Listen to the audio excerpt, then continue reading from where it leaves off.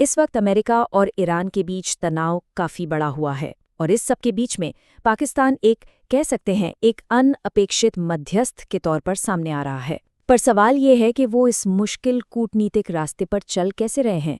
आइए इसी को समझने की कोशिश करते हैं।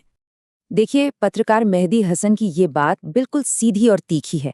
उनका साफ मानना है कि पाकिस्तान ने ट्रंप प्रशासन के करीब जाने के लिए एक बहुत ही खास रणनीति अपनाई है और वो उसे नाम देते हैं चापलूसी का।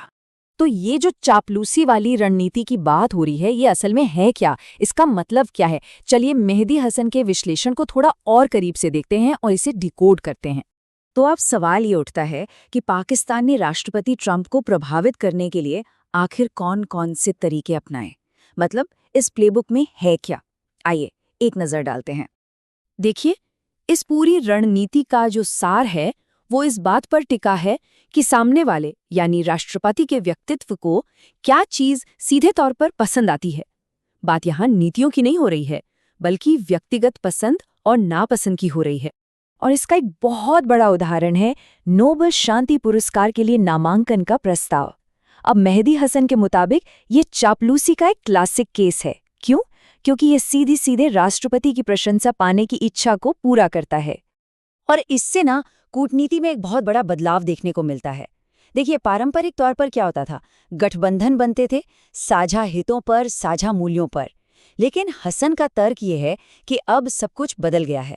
अब ये इस पर निर्भर करता है कि व्यक्तिगत तालमेल कैसा है और कौन कितनी प्रशंसा करता है। अच्छा, अब हम इस नए रिश्ते के बिल्कुल केंद्र में जो एक प्रमुख व्यक्ति हैं उनकी तरफ बढ़ते हैं, और वो हैं पाकिस्तान के टॉप जनरल। इनसे मिलिए, ये है आसिम मुनीर। इनका नाम इस पूरी कहानी में बहुत अहम है, क्योंकि एक तरह से देखा जाए तो वही अमेरिका के साथ पाकिस्तान के इस नए रिश्ते का चेहरा है। ये जो एक नंबर स्क्रीन पर दिख रहा है, ये अपने आप में पूरी कहानी बयां कर देता है। इतिहास में ऐसा पहली बार हुआ कि किसी पाकिस्तानी जनरल ने ओवल ऑफिस में अमेरिकी राष्ट्रपति से अकेले में वन-ऑन-वन मुलाकात की। ये अपने आप में इस नए रिश्ते की अहमियत को दिखाता है। तो सवाल फिर वही है, ये जो रणनीति है ये आखिर काम क्यों कर रही है? हसन के मुताबिक इसका जवाब सीधा सा है, व्यक्तित्व को नीति से ऊपर रखना। मेहदी हसन का ये जो कोट है ये असल में इस पूरी बहस का सार है। उनका तर्क साफ है कि अब बात साझा हितों या साझा मूल्यों की नहीं रही। अब बात बस इस पर आ गई है कि कौन उनकी सबसे ज्यादा तारीफ करता है।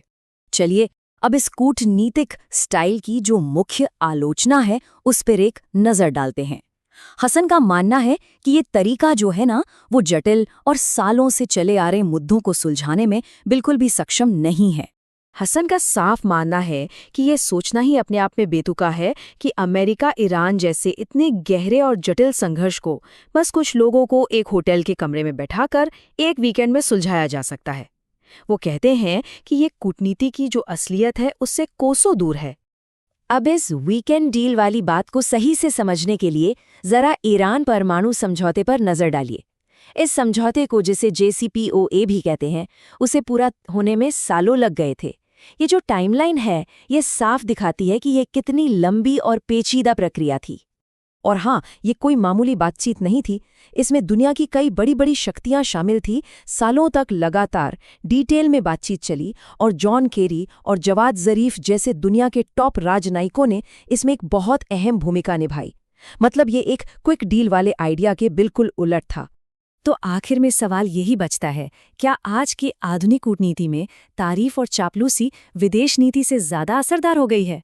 ये एक वाकई बड़ा सवाल है जिस पर सोचने की ज़रूरत है।